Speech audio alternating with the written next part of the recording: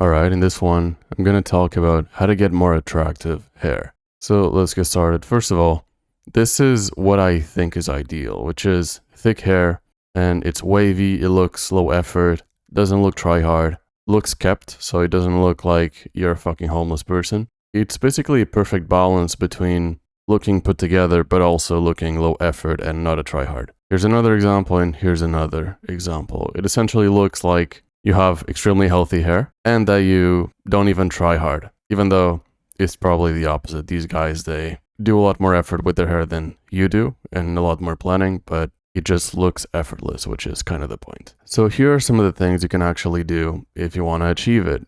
So number one, get a perm. So look at some of these before and afters. Here's the before, and look how boring it looked. And here's the after. It essentially looks wavy, it has way more texture, it looks more interesting, and women would definitely prefer this one, obviously. Here's another example. This guy looked terrible in the before because the hair was too straight. Same problem as this one. And now he looks way better with wavier hair. So here's how wavy hair looks like. Personally, I think it's the best balance because it just naturally flows. It naturally looks low effort, even if it isn't. Here's another example.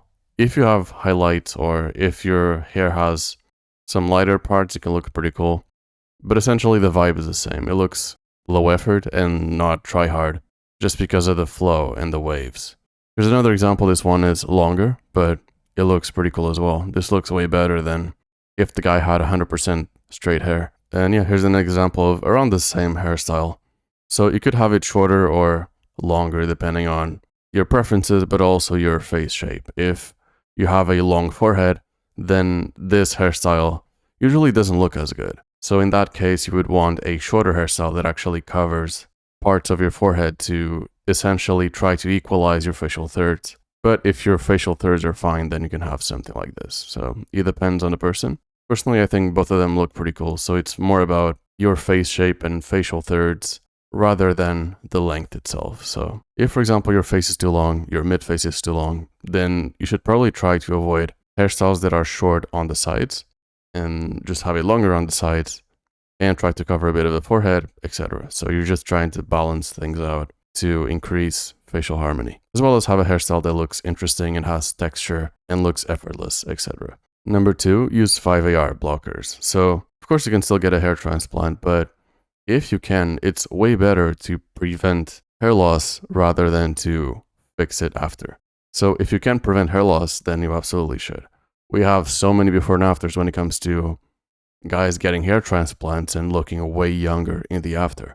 I think having hair recession is the easiest way to look older than your age, in a negative way, of course. And if you want to look younger, then try to have a Norwood 1 and try to keep it. If you have to resort to hair transplant to get a Norwood 1, then go ahead. But the best case scenario is to avoid the hair loss before it happens.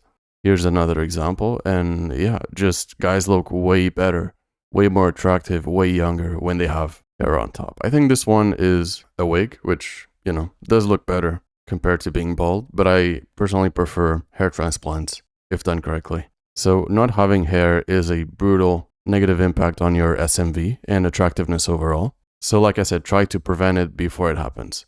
That's going to be way cheaper and easier than to get a hair transplant later on.